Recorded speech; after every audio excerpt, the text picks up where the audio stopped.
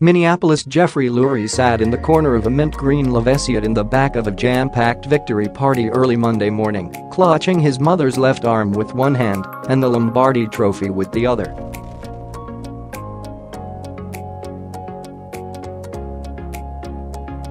The 66-year-old owner of the Philadelphia Eagles had just realized his lifelong dream in the form of his franchise's surreal 41-33 Super Bowl LII victory over the New England Patriots at U.S.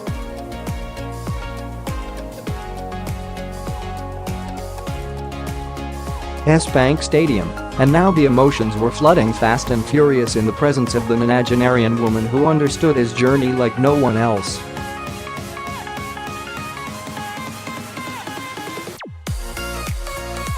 As Bostonian philanthropist Nancy Lurie Marks took a turn hoisting the iconic silver, football-shaped trophy while soaking up the love of her doting son, Lurie pulled another shiny object, this one gold and far less grandiose, out of the left breast pocket of his navy blue suit jacket.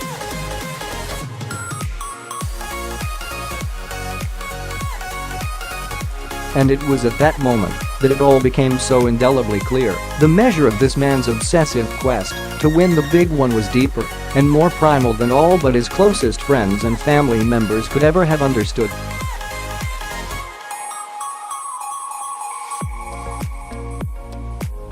"This was my dad's watch," Lurie said, displaying a Van Heusen and Vacheron Constantin model that dated back to the first half of the 20th century.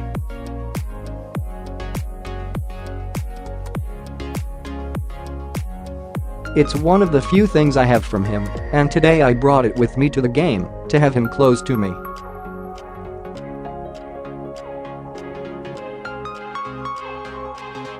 "I was going to put it into my pants pocket, but Tina, Lurie's wife, told me it needs to go near your heart, and so I put it into my jacket right here."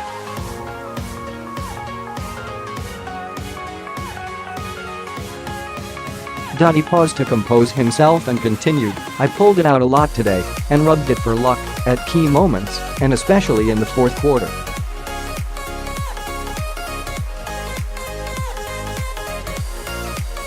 "I did it before Zach Ertz caught that touchdown pass, and I rubbed it again right before Brandon Graham knocked the ball out of Tom Brady's hands."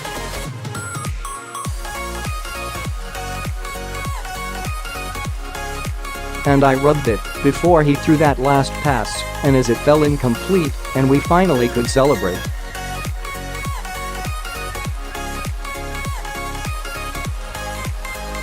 "My father taught me to love football. The last game we ever watched together was that Colts-Giants overtime 1958 NFL championship game.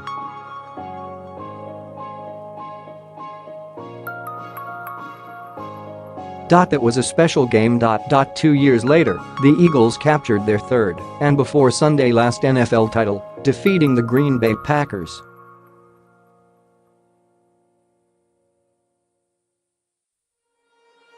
The following April, Lurie's father, Morry, died at the age of 44, and 9-year-old Jeffrey felt a lasting void that he symbolically held close to his heart on Super Sunday as Nancy and Tina and a green-clad crew that included silver Linings Playbook star Bradley Cooper surrounded him with equal parts angst and adoration.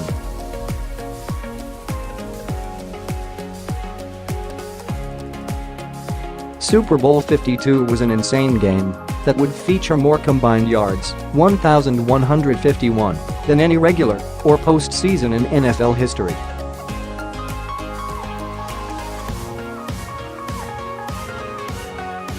There were plot twists and mood swings and bizarre moments, and lots of tension, right up until the final tick of the clock.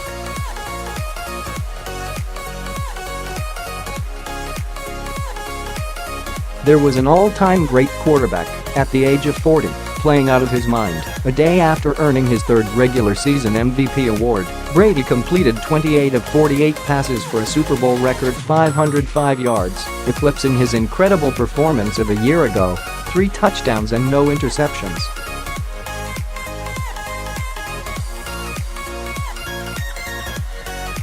And there was a maligned, marginalized fill-in quarterback, Nick Foles, who snatched away Super Bowl MVP honors by completing 28 of 43 passes for 373 yards and 3 touchdowns against one juggled ball pick and catching a scoring pass off a trick play for good measure.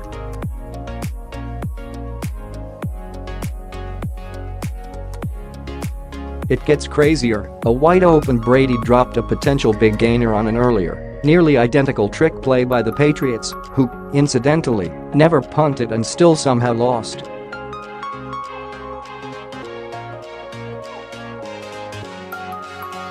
There was also a surprise benching. New England cornerback Malcolm Butler, the hero of its Super Bowl LIX victory over the Seattle Seahawks 3 years earlier, was shelved for Eric Rowe, though Patriots coach Bill Belichick had not designated Butler as one of the team's 7 inactive players, and the displaced starter said afterward he was blindsided by the move.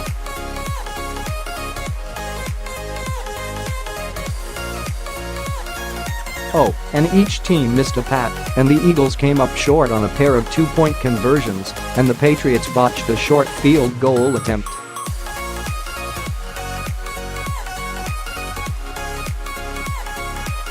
The Eagles didn't succeed the Pats as Super Bowl champs. They seized the title down the stretch after his team had fallen behind for the first time in the game on Brady's 4-yard touchdown pass to tight end Rob Gronkowski. Ultra-aggressive Philly coach Doug Peterson, who called a hell of a game, chose to go for it on 4th and 1 from his own 45 with 5:39 remaining.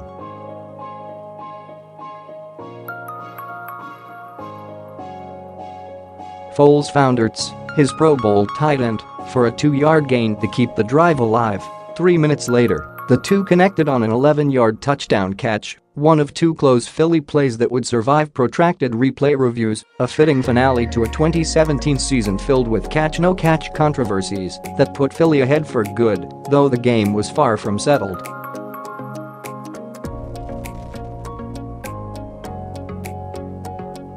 When the Pats stopped the Eagles' 2-point conversion try to keep it 38-33 and, after a touchback on the kickoff, took over at their 25-yard line with 2:21 remaining, tens of millions of viewers and many of the 67,612 fans in attendance believed Brady would summon his usual magic and win a 6th Lombardi Trophy, all with Belichick as his coach.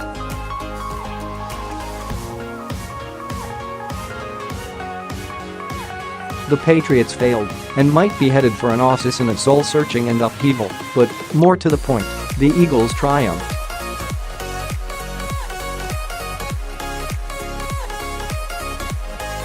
And in pulling out the game in dramatic fashion to win the franchise's first Super Bowl on the 3rd try, it continued a Philadelphia story that Lurie, a former film producer, has conceded he'd find too schmaltzy even by Hollywood standards.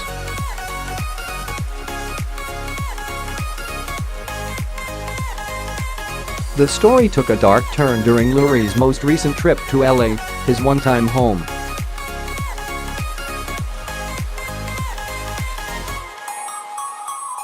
Last December 8, on a hazy Friday afternoon in Malibu, he sat outside of Nobu, the famed high-end sushi mecca, clutched Tina's hand, and smiled broadly as he stared out at the Pacific Ocean.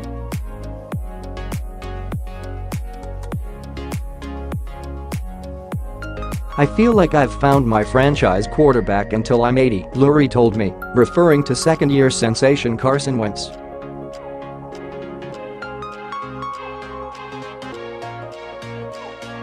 And that's a beautiful thing. 2 days later, Lurie witnessed the ghastly sight of Wentz's left knee buckling in the 3rd quarter of a game against the Rams.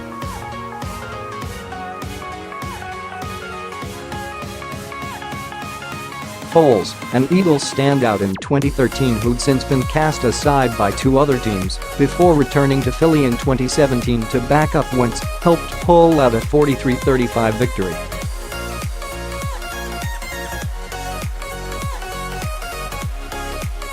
Yet with Wentz facing reconstructive knee surgery, the Eagles had already lost several key players to season-ending injuries, including perennial Pro Bowl left tackle Jason Peters seemed unlikely to fulfill their owner's Super Bowl fantasy, at least for this season.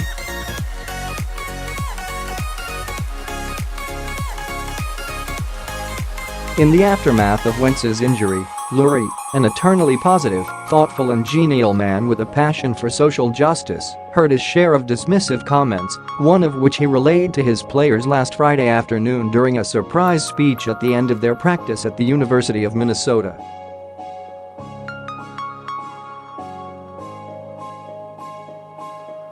His 10-minute talk to the team, one witness said, was an 11 on a scale of 10 in terms of inspirational power.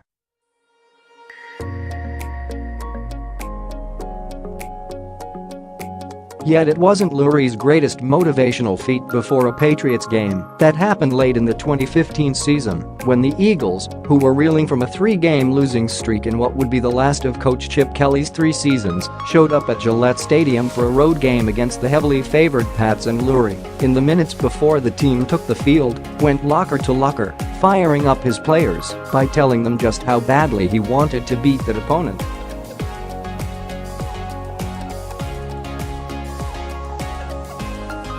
The Eagles delivered, incidentally, pulling off a 35-28 upset. Lurie had his reasons for wanting to prevail over the Pats, a native of Newton, Massachusetts, which is just outside of Boston. Lurie had lost out to Robert Kraft on a bid to buy the Patriots in 1994, instead purchasing the Eagles from Norman Brahman a few months later.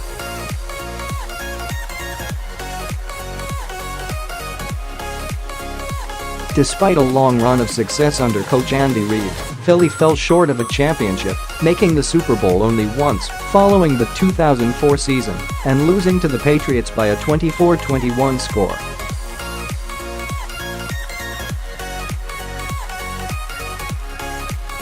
As veteran safety Malcolm Jenkins told me a few days after the Eagles' NFC Championship game blowout of the Minnesota Vikings, he has a special place in his heart for the Patriots.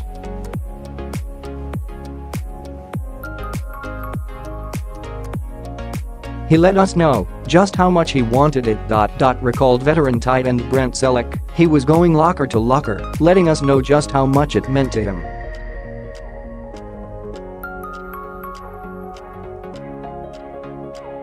I had never seen anything like it. He's from there, and they beat him in that Super Bowl, and he really wanted that one.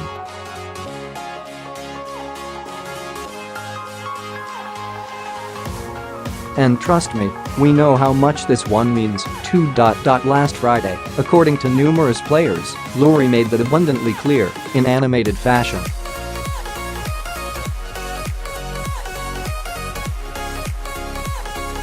I've been here, so I knew how he felt. But for guys who don't know him, it was a chance to see how passionately he feels about this, Jenkins said Sunday night.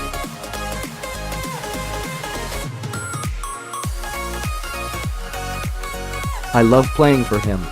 He's not afraid of personalities. He embraces it. He's a personality himself.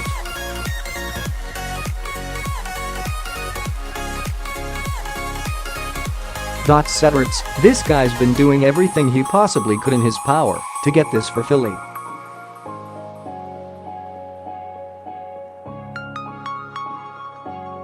The guy was longing for a Super Bowl. All he cared about was bringing a championship to Philly.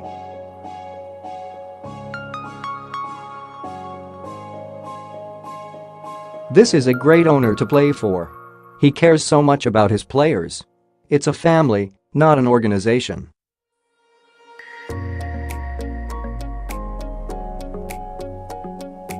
He worked for this, and he earned it. Even though the teams are playing, the owners are going head-to-head, too, and Jeffrey wanted to win this badly, said one player who preferred to remain anonymous.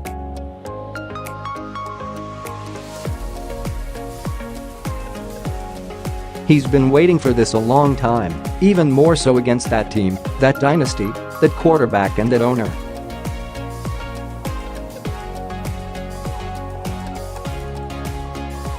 This was incredible for him. Lurie's Friday speech also touched on the positive elements of the Eagles' stirring Super Bowl run.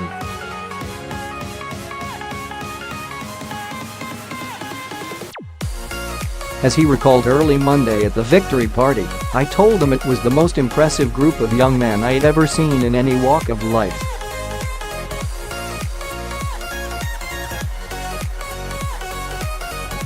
The resilience, the trust, the love for one another, and overcoming what they've had to overcome.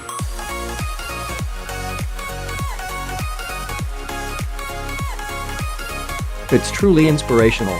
I told them I was proud of them, no matter what. And I talked about us being a family.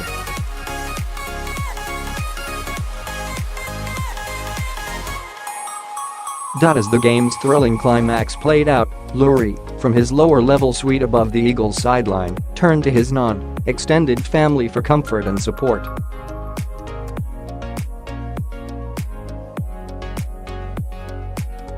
On one side of him was Tina, his wife of the past 4.5 years, a warm woman with an ever-present smile except during tense Eagles games, when she is a ball of nerves and stomach-turning skepticism, unless and until victory is secured.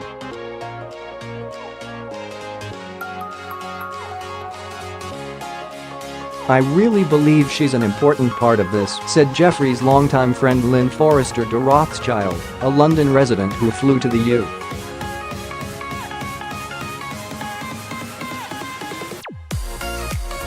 S for each of the team's postseason games. Jeffrey's care for everyone, for the fans, for the community, for these players. He wanted it for everybody but himself.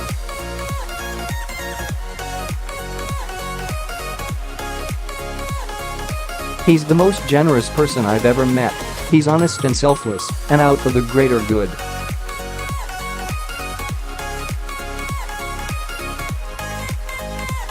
And the personal happiness and groundedness he's found with Tina has been significant, and she has helped bring it all out.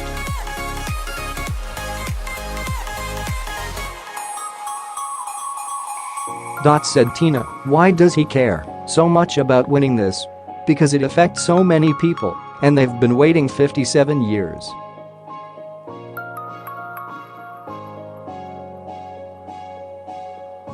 A couple of minutes later, Dr. Matt Stern, a neurology professor at the University of Pennsylvania and a close friend of Lurie's since they met at Brown and Nichols Elementary School in Cambridge, Massachusetts, put the owner's long wait in perspective.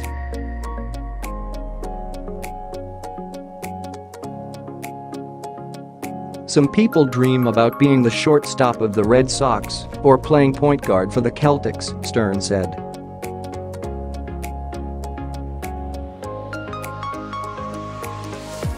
"He wanted to win a Super Bowl. I think he's wanted it more than anybody in this city, and really, he wanted it for the fans of Philadelphia more than anything."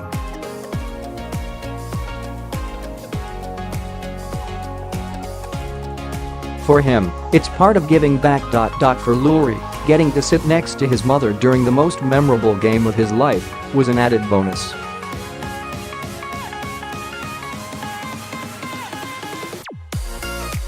"She hasn't left Boston for a couple of years," Lurie said of Nancy, who had a cane at her side as she sat with him at the victory party.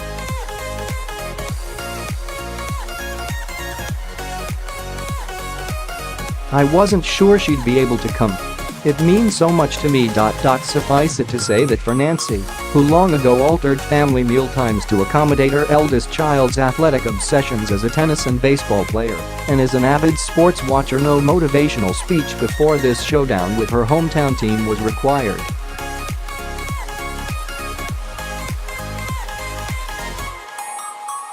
"I prayed for weeks that he would win this game and beat the Patriots," she said.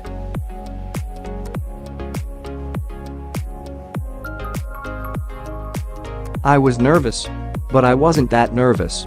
I've had a lot of faith in him for a long time."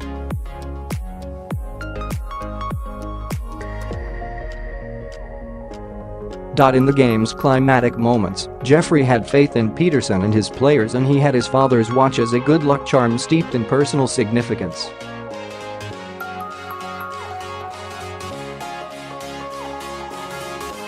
His extended family, it turned out, had the owner's back. When Brady, on 2nd and 2 from the New England 33, dropped back to pass with 2:16 remaining, it was time for the Eagles' defense to make a stand.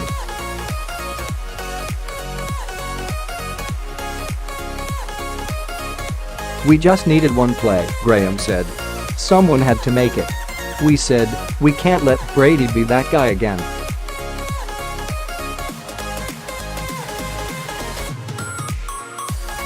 And when I got close and had a shot at him, I was thinking, I want that ball.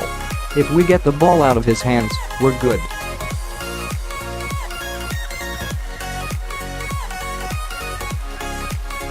Graham did, and rookie defensive end Derek Barnett recovered at the New England 31, setting up fellow rookie Jake Elliott's 46-yard field goal that pushed Philly's lead to 8 with 1:05 remaining.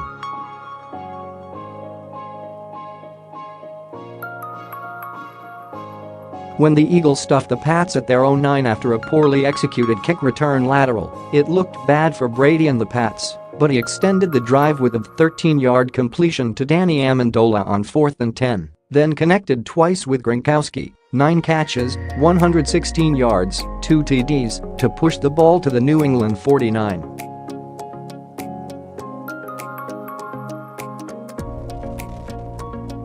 With 9 seconds to go, Lurie rubbed the watch like it was a bottle with a wish-granting genie inside.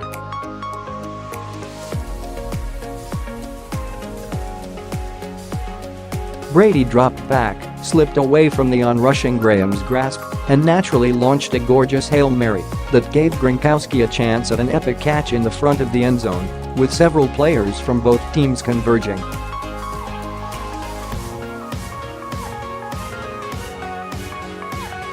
Alas, another Minnesota miracle was not to be.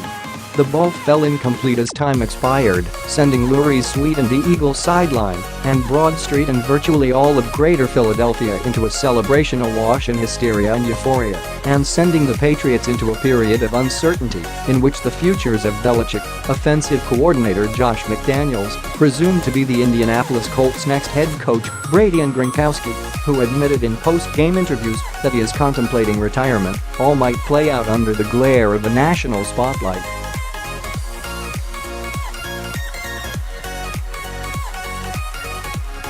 That, of course, is not Lurie's problem. On Monday morning, he was focused on the glare of the Lombardi Trophy as he helped his mother hold it like she and Morry once held him as a newborn.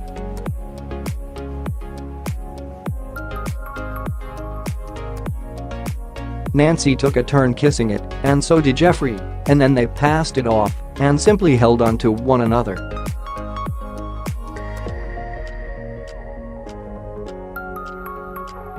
In the background, the sounds of Cardi B and Migos blasted across the large tented-off area behind the Renaissance Depot Hotel, and players and employees and family members and jersey-clad fans surrounded the various food buffet lines and crowded elbow to elbow around the open bars and drank in the greatest night in modern Philadelphia football history.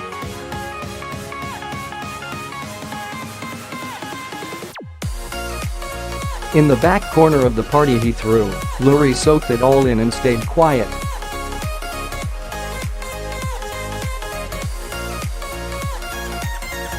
He took out his father's gold watch and rubbed it one more time, and then he put it back in his left breast pocket and lay his head to rest on his mother's shoulder.